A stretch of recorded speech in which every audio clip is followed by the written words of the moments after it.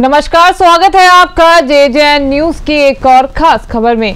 रविवार की सुबह रामनगर में ग्राम लूटावर निवासी पप्पी सागर की गोली मारकर की गई हत्या के बाद परिजनों और ग्रामीणों ने मृतक का शव कोतवाली के बाहर रखकर पुलिस के खिलाफ जमकर नारेबाजी कर प्रदर्शन किया। इस दौरान हंगामे की सूचना के बाद कोतवाली के बाहर भारी मात्रा में तैनात पुलिस बल और अधिकारियों ने परिजनों को काफी समझाने का प्रयास किया, लेकिन परिजन अपनी मांग पर अड़े रहे। वहीं घटना के बाद विश्व हिंदू परिषद के जिला मंत्री यशपाल राजहंस भी कोतवाली पहुंचे और उन्होंने घटना पर दुख जताते हुए पुलिस की कार्यप्रणाली पर कई सवाल खड़े किए। उन्होंने आरोप लगाया कि 1.5 महीने पहले मृतक की बहन के साथ आरोपियों द्वारा मारपीट करने के साथ ही उसका हाथ तोड़ दिया गया था, जिस बारे में पुलिस को शिकायत करने के बाद भी कोई कार्रवाई नहीं की गई। पुलिस को लापरवाही के चलते ये घटना हुई है। उन्होंने कहा कि इस मामले में आरोपियों को जल्द गिरफ्तार कर दोषी पुलिसकर्मियों के खिलाफ कार्रवाई की जाए। वहीं मामले में अपर पुलिस अधीक्षक हरवंश सिंह ने बताया कि मामले में 4 लोगों को हिरासत में लिया गया है, जबकि फरार चल रहे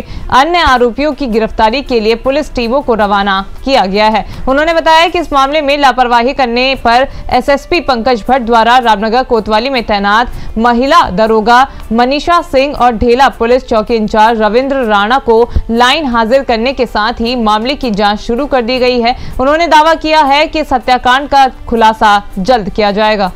रामनगर में रविवार की सुबह एक युवक की गोली मारकर की गई हत्या के बाद परिजनों व ग्रामीणों ने मृतक का शव कोतवाली में रखकर जमकर हंगामा करते हुए पुलिस के खिलाफ नारेबाजी की। घटना के संबंध में अपर पुलिस अधीक्षक हरवंश सिंह ने जानकारी देते हुए बताया कि इस मामले में 4 लोगों को हिरासत में ले लिया गया है, जबकि बताया जा रहा है कि 3 लोग अभी फरार हैं। पुलिस का दावा है कि उन तीनों को भी शीघ्र गिरफ्तार कर लिया जाएगा। वहीं घटना की जानकारी मिलने के बाद विश्व हिंदू परिषद के जिला मंत्री यशपाल राजहंस भी रामनगर पहुंचे और उन्होंने पुलिस की कार्यप्रणाली पर भी गंभीर सवाल खड़े करते हुए कहा कि मृतक के परिजनों को 25 लाख का मुआवजा दिया जाए और फरार आरोपियों को शीघ्र गिरफ्तार करने के साथ ही लापरवाह पुलिसकर्मियों के खिलाफ कार्रवाई की जाए। इस मामले में अपर पुलिस अधीक्षक हरवंश सिंह ने बताया कि इस मामले में लापरवाही बरतने के आरोप में एसएसपी पंकज भट्ट द्वारा रामनगर कोतवाली में तैनात दरोगा रविंद्र राणा और महिला दरोगा मनीषा सिंह को लाइन हाजिर करने की कार्रवाई की गई है। वहीं उन्होंने कहा कि इनके खिलाफ विभागीय जांच भी की जाएगी और जो भी पुलिसकर्मी दोषी होगा उनके खिलाफ कार्रवाई की जाएगी। वहीं परिजन मांग पर अड़े हुए थे कि जिन लोगों को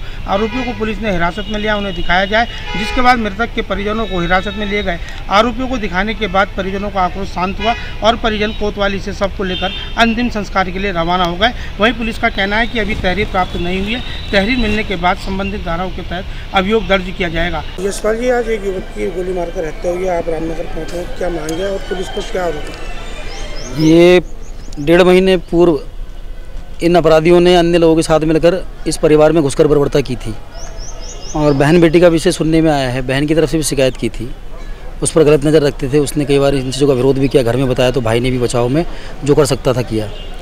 और उसी चीज़ से वो लोग कहीं ना कहीं मन में ऐसा आक्रोश और बदले का भाव लेकर बैठे हुए थे। और आज सवेरे 5 बजे के आसपास जितनी जानकारी मिली है, उसको धोखे से बुलाया गया और उसको गोली मार दी गई। इसमें 7 लोग थे घटनाक्रम में, 4 की गिरफ्तारी हुई है ऐसा पुलिस ने बताया है। कोतवाली में पोस्टमार्टम हॉस्पिटल से लेकर कोतवाली तक यहाँ पर हज़ारों लोग एकत्रित हैं। सबके मन में आक्रोश है। ये घटना कहीं ना कहीं एक बड़े कलह की तरफ इशारा करती है। समन्वय बना रहे, सामंजस्य बना रहे, इसलिए पुलिस से जो परिवार की मांग है कि अपराधियों को पकड़ा जाए, उनको फांसी हो और परिवार को न्याय मिले। इस मांग को लेकर बजरंग दल विश्व हिंदू परिषद के भी यहाँ पर सैकड़ों कार्यकर्ता है, उसी निमित्त अपना भी आना हुआ है। परिवार को आपने मुआवजे की मांग की और पुलिस कर्मियों पर किस प्रकार की कार्रवाई की मांग? 1.5 महीने पहले जो यहाँ FIR दी गई थी तो उस पर परिवार का आरोप है और उस समय जो समाज के सहयोगी और संगठन के प्रतिनिधि उनके साथ में यहाँ आए थे, उनका भी ये कहना है कि उस समय ठीक कार्रवाई नहीं हुई। जो शिकायत करता थे उनको कोई संतुष्टि नहीं थी उनकी कार्रवाई से। उन्हीं के CCTV कैमरे निकाल लिए गए, उन्हीं के खिलाफ कोई अन्य धाराएं लगा के उन्हें कोर्ट आने के लिए संबंध भेजे गए। लेकिन जो बहन के गोद से 1-1.5 महीने के बच्चे को छीन कर फेंका गया और उस बहन का हाथ तोड़ा गया, उसकी हड्डी टूटी, इन सारे विषय पर कोई कार्रवाई देखने को नहीं मिली। उसने ये शिकायत उस समय भी की थी, उसके घर में उसके मारपीट हुई, उसके भाई को जान से मारने की धमकी दी गई 1.5 महीने पहले। लेकिन उन सारे बिंदुओं पर कोई जांच में कार्रवाई ठोस नहीं हुई, उसका परिणाम इतनी बड़ी घटना हो गई। तो ये सारा विषय SSP साहब को बताया है तो उन्होंने तत्काल प्रभाव से लाइन हाजिर किया है। अभी 2 उस समय के तत्कालिक अधिकारियों को अभी सस्पेंड किया है और ये भी आश्वासन दिया है कि अन्य लोगों को पकड़ेंगे और पूर्व में दी गई FIR पर पुनः जाँच होगी और जो अधिकारी सस्पेंड किए हैं या अभी उनको लाइन हाजिर किया है। विभागीय कार्रवाई भी होगी, उसकी जाँच वो कराएंगे।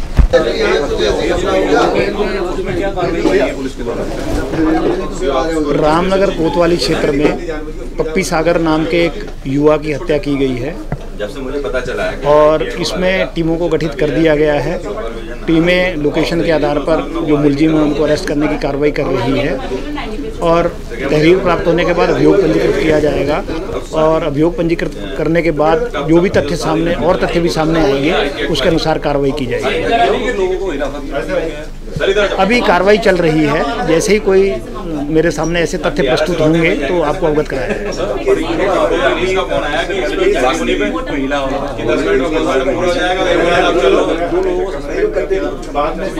उसमें जांच करवाई जा रही है और जांच के आधार पर जो सब इंस्पेक्टर हैं उनके विरुद्ध कार्रवाई की जाएगी और एसएसपी साहब ने 2 लोगों को यहाँ से लाइन हाजिर किया है, 2 सब इंस्पेक्टर्स को लाइन हाजिर कर दिया।